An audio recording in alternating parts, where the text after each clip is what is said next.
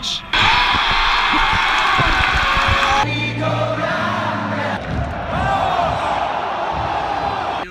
Crystal Palace, we out. First, you have to pick an allegiance for Premier League games. So say if you're a Manchester United fan, die-hard fans, or Manchester United fans before they're football fans, they're international soccer fans. And you have to, make that difference. Now, when you're traveling the world and you just want to see different sporting events like me, sure, I have favorite teams because internationally, I'm a soccer fan first. Biggest favorite team I like is Paris Saint-Germain. In France, West Ham on the west side of London. I also love Roma in Italy, and so on, like Dortmund in Germany and things along those lines. Ajax in Amsterdam.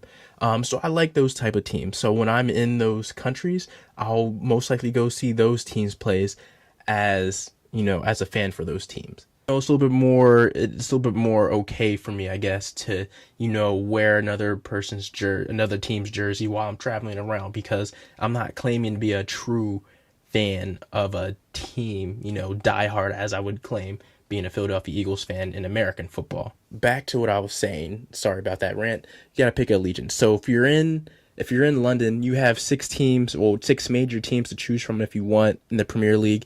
If you want to see the Tottenham Hotspurs play, then shoot, you're going to be a Tottenham Hotspurs fan for that day when you see the game. You just want to see a good match. So you have to pick an allegiance. It can be any team you want. Number 2, you want to buy some gear. Usually what I did when I was traveling around, and I would buy a scarf, right? Scarf's really easy.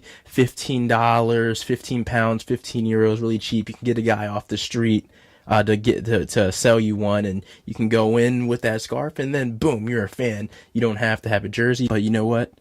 You're part of the team today. And so the number 3 step, the third step, and it's a very important step if you're over the age of 18 internationally or 21 in America, and you like alcoholic beverages. I think this is a very important step in any sporting event. You got to get oiled up, baby. You got to get oiled up. Crystal Palace, we out. And if you don't know what the term oiled up means, it's, to pregame, to get drunk, to get a little loose before the game. And plus, you can save money because sometimes going into sporting events, the prices for alcohol, the prices for booze, liquor can get expensive. So it's good to get oiled up before you go inside. So that's very important. Number 4 is to get situated with the stadium. Walk around with your homies, talk to other couple fans, fill out the stadium. How does it look? How people are carrying themselves. Are they really drunk? Are they not really drunk? Are they loud? Are they timid? Just, figure out the vibes of the stadium. When you talk to fans of that team, you have your scarf on, you're asking questions, let them know that, hey, I'm a traveler. Today, I wanted to see a football match. So today, I'm a Chelsea fan. What should I be looking out for? What players should I be looking out for? I could give you a list of players already because I like soccer. I like international football. So I can give you a list of players already who's on Chelsea. But if you don't, ask and they'll tell you. So, hey, you know what? You're a Chelsea fan today, so I'll give you the lowdown. That's unifying, and they love that. That any team would love a newcomer, especially if you're not being a bandwagon. You just want to have the good experience for that team. Number 5, and it's a very important one as well. I think all these tips are actually important, to be honest. But number 5 is when your team scores, you got to go crazy.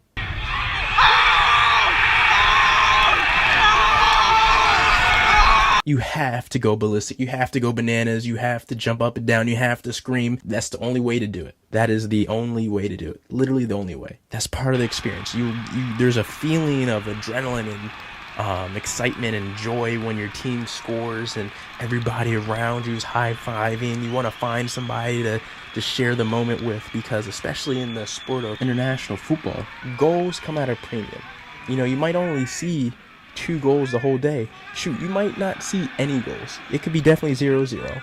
You might see 1 goal.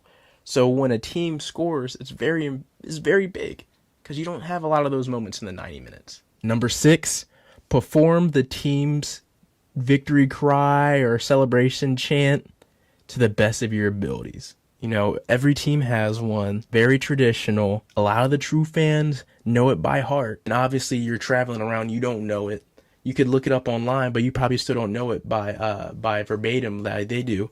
So, you know, to fake it, you got to fake it till you make it, you know. So what I like to do is you pick up the rhythm and the tone of that song and the pitches, and then you just kind of scream / moan, cry out those rhythms and stuff if you don't know the words.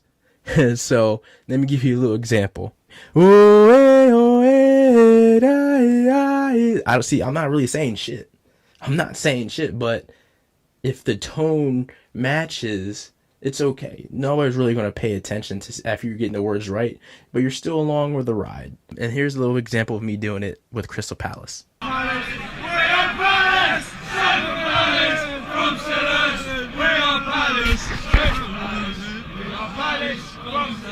LOL, but you get the point. And number 7, I think is actually the most important tip. Just have a good time. You're traveling, you're in this country, you want to see a game, you want to be a part of what makes this city, town, what it is. Sports is a big part of a lot of nations. Sports is history, storytelling, it unifies people, it separates people. It's a powerful force. Sports is a powerful force all across the world. And so when you do decide to go to different events, you know, around the world, just have fun. You know, talk to the fans, eat the food, eat their beer, eat their liquor, watch the game, figure out who's cool on the team, who's a good player, who's a legend, sing their songs even if you don't know it. Just have fun. That's the great thing about traveling and sports. You just get to have fun, and that's what it's all about. And so that's the 7 little tips I have for you today on how to become a crazy international soccer football fan when you're traveling across the world. Use these tips and then you'll fit in like no other, and you also have memories to share.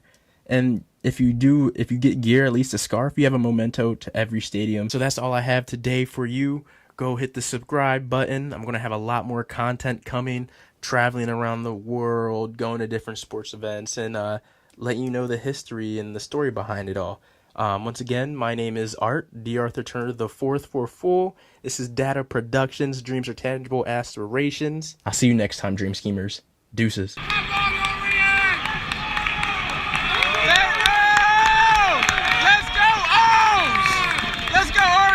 Join my Patreon today for only $5 to receive a monthly esoteric documentary on your favorite sports athletes and events. Real, raw, uncut, and uncensored without the limitations of YouTube.